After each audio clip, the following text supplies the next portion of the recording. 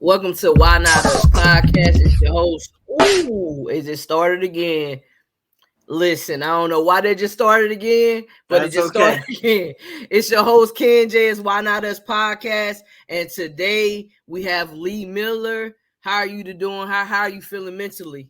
I'm feeling well. I'm feeling well.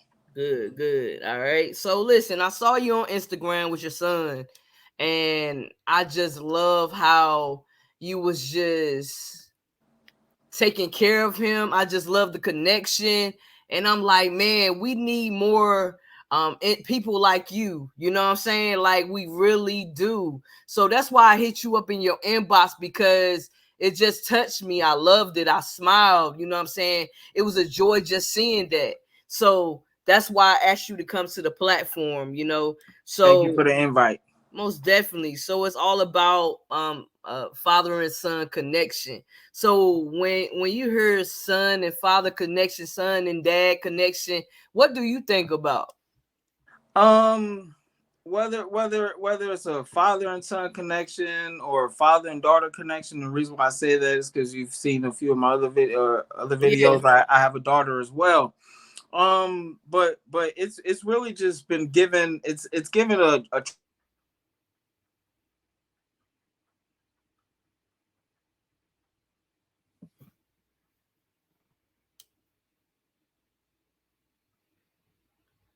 see here.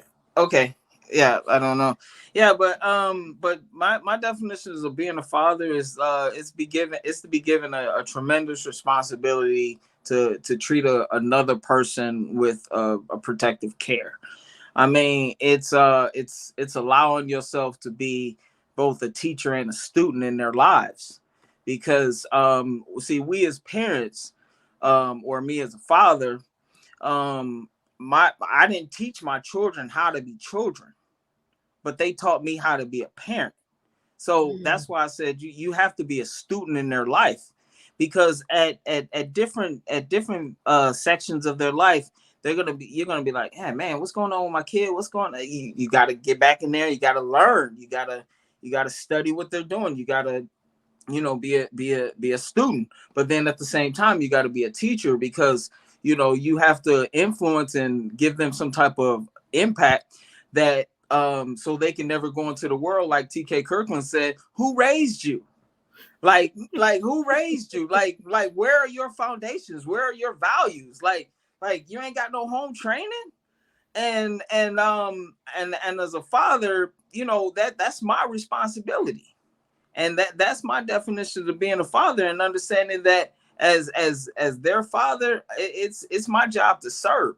It's my job to serve them, by being emotionally engaged, physically available, and ultimately just having an influence in the child raising decisions that you know comes with that section of life, that kind of should go past just biological, because it's something that you should just do. I mean, Naturally. whether it's biological or not, but if you're responsible for someone and their well-being, that, like I said, that's a tremendous responsibility. I most definitely agree with that because a lot of times, it's like some parents feel like their kids owe them something. Like some parents do, like, feel like they owe them something, like, and it's like, listen, kids are here to, learn, grow, and evolve. You feel what I'm saying? And the parent supposed to, put their foot down, but in the same time, don't make it feel like, because if they do a thing this way, doesn't mean that, they don't respect you. You know what I mean? So that's just my 2 cents. I don't have any Right, right, kids. right, right, I just right, have a nephew. right. But The philosophy is still the same. yeah, so it's just like, it just feel good to just see black fathers loving on their kids and being there and being present. So that's everything to me, just seeing that, and a lot of kids don't have that at Right, all. They right. don't. And so they turn to other vices and other things because they don't have that. Yeah, because if you talk to a lot of the youth that has lost their way, that's being warehoused in a lot of our facilities and correctional institutes across this nation, you'll hear a lot of those teenagers and even grown ass men. They'll say, "Well, I didn't have my dad. I had my mom." Had my mom, and always you always gonna have mom's love, but being a father, you know, when you hear some of the individuals that I spoke of, you know, they never they often don't say, well, I didn't have my mom around. I didn't have my mom around. I didn't have my mom around. Right. But they would say, and both males and females, it's a huge responsibility, because I was just speaking with my daughter the other day, and I was just asking her, because I was telling her about this conversation that was coming up, and I was saying, like, your brother's, he and I's relationship is different, but how was yours? I just wanted to get like her insight. I had feelings, I had knowledge, but I just wanted to actually hear her, she, with her being a grown woman now and looking back and saying, you know what, hey, it was huge that you was that I knew at a moment I can count on you, because I knew mom was gonna be there, but dads, they fit a different void, and the reason why I'm so passionate about being a father is because, well, God chose me like this. But then at the same time, like I said, growing up in Indiana, I lost my father financially to the family because of the situation. And so when those things happen, you try and, man, I'm gonna do this. I'm gonna be this type of father. I'm gonna make sure that I'm always gonna be there for my kids, even though whatever's happening, because I was trying to fill like a void to say, yeah, I'm not going to do that. I'm going to do it this way. But then I had to find my own path. Yeah. But fatherhood is critical. It because I had friends on that block. They would say, "Oh man, I gotta go, man. As soon as my dad get home, man, he gonna tear me up. He gonna," and I was like, and that threw me off, because I'm like, what you mean he gonna? Oh, he live with y'all? I was like, that was like, I'm like, okay. So then when I go over there and play, I see how he move, and I see the emotional connection that they have just on just other things, and I'm like, so that's what fathers do. That's what they do. I got my example from Mr. McDonald, from Mr. Washington down the street. Not saying that that's like putting a stain on my situation, but it just showed me like an example of what I thought, fathers should do. I'm like, well, okay, but then you circumvent back around, and then I got mom's love, so that goes into a different shape. But yeah, fathers are critical in my opinion, and especially Black fathers. Yeah. Because when people see me out then and now, when he was younger, people, who, is that your brother? No, not anymore, because he's gotten older. But you just don't see this. Yeah. You don't see this, and I'm not trying to like toot my own horn, but I'm a proud father. I'm a proud father that puts in the work that comes with the accolades. So those things are my definition of being a father. Most definitely. Physically being available, having some influence, being engaged, whether it's physically, emotionally, financially. But you, as a father, it's your responsibility outside of the biological avenue to make them a better person. For sure. So as a father, right, would you say even if your child is grown, do you feel like that things change, like you shouldn't do this and do that, Because some people be like, well, my child they 18, grown. yeah, they grown out, whatever. Like they put them outside in the world. Because when you 18, you really still not grown. Well, in you a know way. what? Okay, like with my daughter, I kind of go back and forth with that because I'm like, man, I mean, she don't ever call me. I got to call her. Am I doing enough? Do I still need to be over there? And then I'm like, well, she is a grown woman.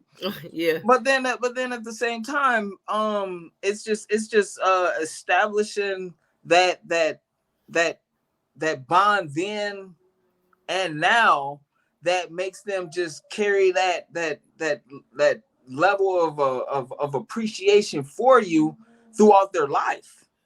So even though she's living her life and she's a grown woman and and things like that, she know, hey, I'm 7 digits and an area code away, 5 minutes on the highway, or however I got to get there. And that doesn't mean just because I'm not talking to you every day or I ain't talked to you since last week, Dad is always going to be here. So by her knowing that I'm always going to be available in some avenue, that may help her progress or make different decisions differently. Or if she comes across something that doesn't sound right, she'd be like, you know what? Let me call my dad. Let me call my dad, or and my ex-wife, her mom, and Dominique's mom as well. If they're having a conversation that I'm not part of, and it's something that my daughter may feel like, hey, I got it figured out. But then she's talking to my ex-wife, and then my ex-wife will bring it to my attention and say, hey, this is just what's happening. And even though our communication is based on him and minimized, respectfully so, but it's just that part of being a father that allows you to have an influence. Yes. Because like they know that I've put in the effort, and I put in the energy, and I put in the time, that something to her may not seem important because, see, she's still kind of blind to the world, but you are thinking like, well, she don't want to, she might not got all this figured out, so let me bring it to her dad's attention. But the fact that you would even call me and bring it to my attention, I may not even know anything about it.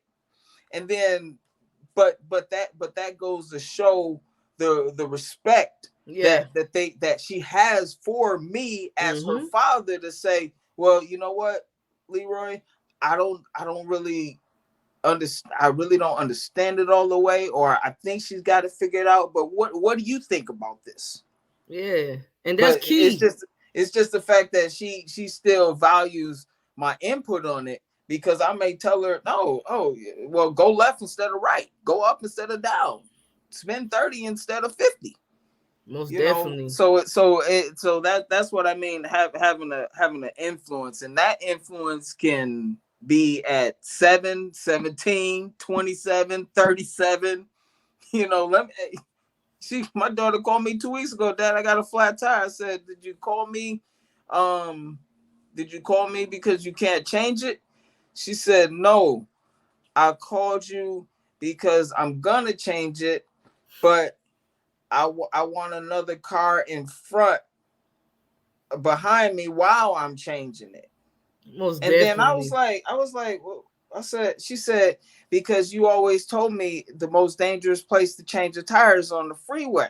And if you have another car that's behind, then if something was to happen, then that car can serve as an impact instead of the person changing the tire. And I told her that when she was like 8 years old. She remembered it though. And she remembered that. She was like, Dad, I'm cool, but I got a flat tire and I'm just wondering.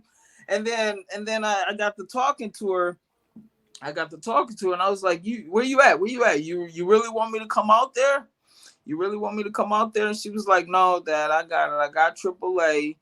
and they're changing the tire. But then when the AAA truck pulled up, he pulled up from the back, and then well, what do you mean he pulled up from the back? She said, well, because when he pulled up, he was actually kind of blocking traffic, because he first initially asked me, was my car needing to be towed? And I was like, no. She said, okay, then he moved it to the back. And then she said when she saw that, it made her remember long time ago that I was like, have a car if you can in between, where you're changing the tire at in the car, as like a buffer if you can't pull the car off far enough from the highway. It was just that small little conversation that we had almost 15 years ago. Yeah. And she was in a situation, she would be like, hey, that's what you told me. You Yeah. just always had that influence on me. Yeah, that's that gems. You drop that gem. You feel what I'm saying? And boom, she remembered that. You feel what I'm saying? So that says a lot about your influence. Like you were saying before, influence is key with having kids. You know what I mean?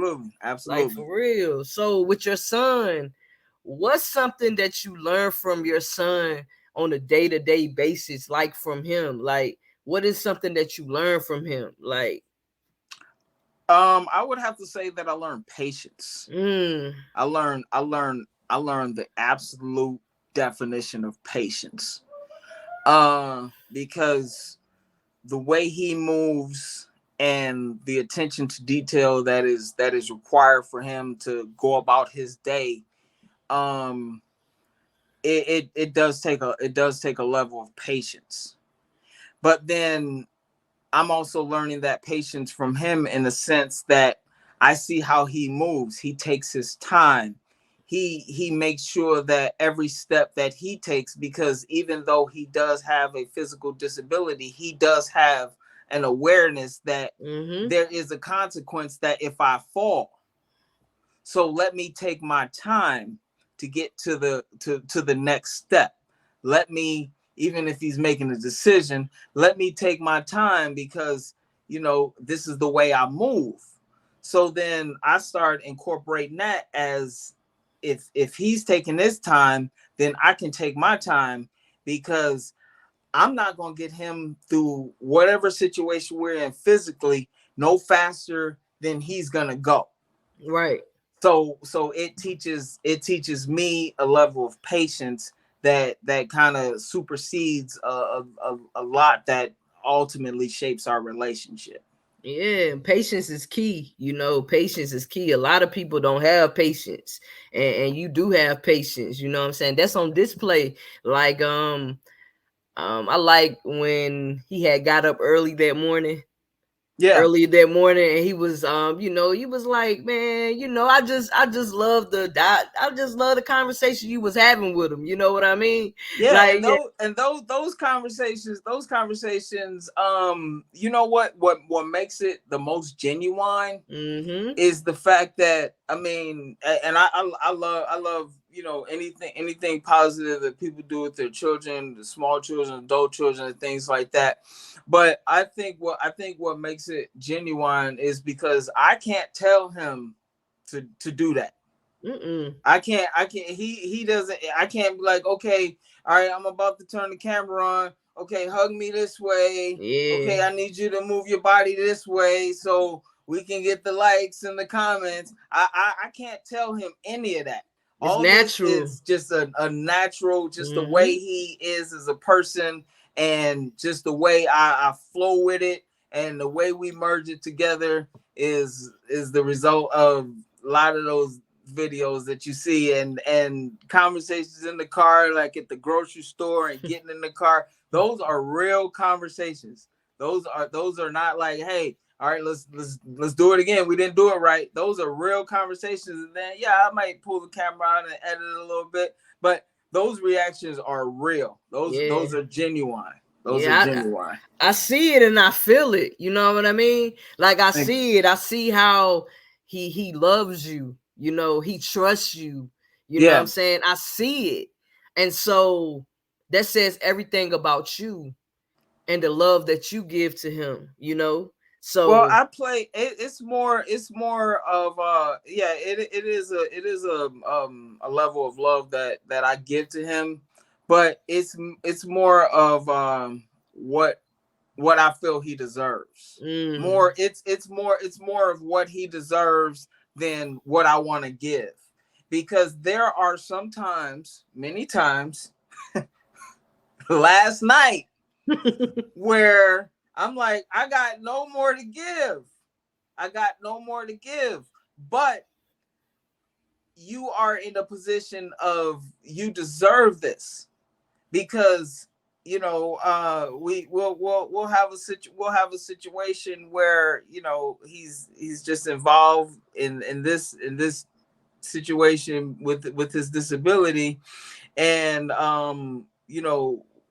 we may have to do a few things differently, but then after it's all done, I could just he tries to kiss my hand, and I can just feel like he's like, oh, like, thank you, like, and that's what I was saying. You're trying to get that level of appreciation from your child for what you provide to them, and it's just it comes off as factual. It comes off as it's almost like it's you come across situations, or like professional athletes. They have this amazing craft, and then you be like, oh man, everybody can shoot a basketball, but everybody is not born to shoot like that. But with he and I, it's like this is like it's chosen. This was chosen for me, and it took me a lot of years to get here. It took me a lot of years, a lot of growing, a lot of figuring it out, a lot of trial and error. And and when you said you saw these videos and people was feeling that way, that wasn't that's not strange to me. That's not, I mean, it's strange to me that different comments and reading it and things like that. But if you can see that and you don't even know me, and you can look at that video and say, man, that's factual. That's not for the that's not for the gram. That's facts. Yeah. That's facts. People have come up to us and say, hey, can I pray for you? Hey, how you doing? Oh, this your son, man. How are y'all doing, man? I see how you moving. And I wish I had his hat, but I don't have it here, and I left it in the car. But I have this hat that says God has been so good to me. And we were at some vendor festivity, and the guy was like, hey, can what I heard was, do you want to buy a hat? And I was like, no, I don't want to buy a hat. He said, no, I want to give you a hat. He said, because I've been watching you. I said, excuse me? He said, man, is this your son? I said, yeah. He said, man, I've been watching you move, and then y'all seen you go over here and you fed him and you wiped his mouth, and then y'all moved. And then when he got a little upset about the situation, you took time, you bent down, you talked to him, you kind of rubbed his chest, you did y'all thing, man. And man, I just want to give you my hat to say, just, hey, man. Yeah, love. Yeah. Kudos to you. Yeah. Yeah. Yeah, because like it is genuine, you know what I'm saying? It's not, I don't even, when I saw the videos, I was just like, man, I'm gonna hit him up in his inbox and ask him, to be a part of the platform, just to have a conversation with you, because I don't know, I just loved it. And I'm very in tune with people, even if I don't know people. I know love. Right. I know love. I know it. And yeah, so that's the energy. It's facts. It's energy. It's the energy. It's the taking care of. It's just the knowing. It's just the patience. And like I told you before, like, we need more people like you in this world like this. A lot of people, man, if they could just understand, like, yo, no, just because I'm sorry, go ahead. Oh, I'm sorry. Okay, when I my very first video that I made, it was something that I did many times before. and I was just simply tying his shoes. And then, you know, looking back on it and then reading all the comments and, you know, a few of the inboxes and things like that, you know, it was just something so simple, so pure, so innocent that we take for granted far too. You like how many, I mean, you put your shoes on, I'm out the door. Yeah, you don't even think about it. You don't even think about it. And just our relationship sometimes as complex as it can be, but then ultimately it's as simple as putting on the shoes, because it's like it's like that in life. Whether you gonna put your shoes on and go into the world or not, whether you are going to do or you're not. And it does take it to a different level when you have that attitude to do and to serve and to provide, but you're doing it for someone else in a completely different capacity. Yeah. You know, because, you know, people ask me, oh man, maybe you should work for like a nursing home or something like that. Maybe I'm not built to offer that type of love. Maybe I'm not offered to build that type of love. So it's not something that, you know, it can start here and then, oh, I can take it over here and I can do the same thing. It's just a different connection, like, you know, between the father and the son, and what we have. Yeah, most definitely. It's just that's the love that you have with your son. You know what I'm saying? That's what I'm saying. Like that's the Right. love you have for him. You feel me? So nobody else, can, some people just make opinions about different things, but that's your son. You feel me? So that's your son. You're loving on your son, and what you said in the beginning, you said I have a responsibility.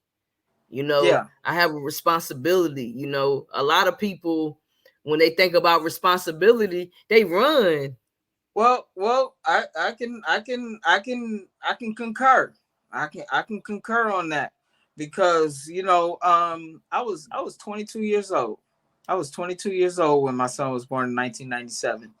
And, you know, we later learned of his disability, you know, like I mean, you know, it was early on.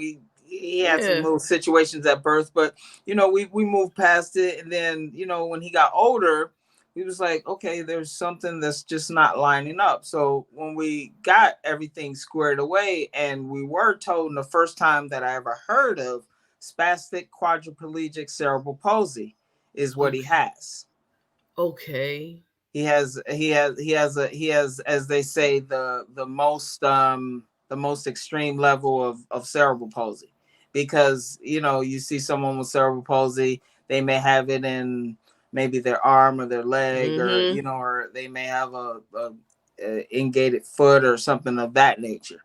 Yeah. Well, with his being uh paraplegic, I mean quadriplegic, in a sense, it's all over his body. He has a very high rigid muscle tone. So, you know, the doctor is giving me all this information at 22. And, you know, and then I remember he said, lastly, because I asked him, I was like, well, what does this mean? He said, I don't know. I'm like, well, you're a doctor, what do you know? What do you mean you don't know?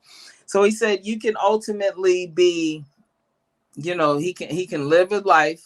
I said, well, what do you mean live his life? Is he health problems? He was like, no, absolutely not. He's healthy. He's like, he has no health issues. No, but it's all physical and partway mental. And I said, okay, so where does this line up? You know, he was like, well, he could do this. He could stop walking. He could start talking and stop, because his brain is growing.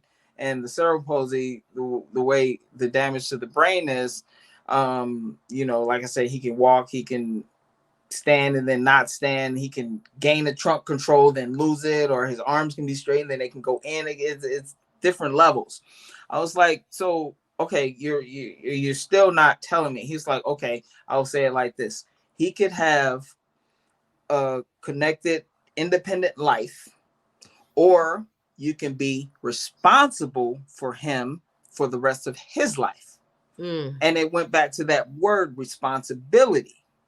And so I took the latter. I said responsible. So that means that this is my responsibility. And it took me a while to get there. Most Now, definitely. like you said, people run from it. You know, I didn't run toward. I didn't run to it. Mm-hmm. I kind of shuffled my feet. Mm-hmm. but Yeah. I knew that it was like, well, okay, but it did take a lot to get there. It Which did is take a understandable though. did Which is take a lot to get there. understandable. But it went back to that idea that I was saying, you have to be a student. Like Mm-hmm. like I am a teacher, but then at the same time, I'm in this classroom because I don't know nothing. Now this goes way beyond, hey, I'm gonna take them outside, we're gonna throw the ball, teach you how to ride the bike. Now I gotta be a student. So when that avenue came, and I basically sat in that classroom of his life, then that's when I really start getting a full understanding of what it's like to be a father. To my responsibility goes way beyond Mm-hmm. just being emotionally engaged. Now it's physically availability. See, it all kind of conflates into one situation that's kind of not different from the other, but all the same. Most definitely. Most definitely. Listen, before we even go, what advice would you give someone that's a first time parent, like dad? What advice would you give them? They feel like they don't know what to do. What advice would you give that person? You give yourself time to figure it out. Give it some time to figure it out. You bully yourself to figure it out. And always thinking the betterment of your responsibility rather than the outside forces. Mm, Because there's a lot of things in life that holds that word responsibility that we often allow outside forces to make us not handle. Oh man, I don't want to go to work, because I'm gonna go hang out with the friends, or I don't want to mm-hmm. do this because, man, I ain't got time for that. Or in a lot of situations where they be like, man, you know what, I can't deal with that woman, so I ain't even gonna deal with them kids. Don't let an outside force eliminate, minimize, destroy your responsibility. Because it's just not, it's not a, it's you. I mean, and if somebody has 5 kids, 10 kids, and that doesn't mean that you have to be at every beck and call. And maybe it's just, maybe I'm speaking from a different level, because even though being a young parent, child with disability, one child without, trying to figure out a young marriage, we had our differences, but I gotta figure it out. Gotta be like, hey, you know what? Even if we're not getting along, well, I'm gonna go over here, but I'm gonna be back Friday. Mm. I'm gonna be back Friday to get my kids. Or if it's pushed to that level, hey, okay, well, hey, bring the McDonald's and we'll drop them off and let them play, and then we can leave from there. So I won't come to you. Make sure that you don't do anything that's gonna have something minimize, eliminate your responsibility. Most definitely. Most definitely. I appreciate you coming to the platform, and it's all love and light. I just enjoy having this conversation with you. You being open and just just keeping it 100. I Thank really you. appreciate that. You know what I'm saying? The transparency. So Yeah, absolutely, so once absolutely. So once again, y'all, this is Why Not Us podcast. Oh, go ahead. I'm sorry.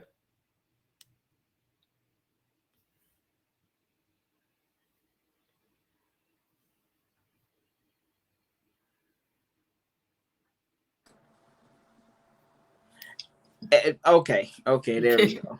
Yeah, but thank you very much for having me on your platform. Most definitely. You got to come back again. You got to come. Most definitely got to come back again. Yeah, got to get you back up here for real. Shoot. I mean, shoot me a DM. Let me know what the topic is. Most definitely, we can get in here, get a round table going. Hey, for sure. I have it. Like, it'll be good to just most definitely gonna have a conversation, get a round table going with like-minded people and just having a free-flowing conversation. Okay. You know what I mean? So once again, it's Why Not Us podcast. Y'all know I gotta play my outro song. I gotta play it. So yeah, absolutely. Here we go. Let's go.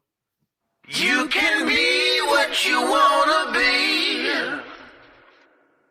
See what you wanna see. Go where you wanna go. Oh. Why not? Why not us? Why not us? Why not? Why not us with Ken J? Why Not Us podcast with Ken J.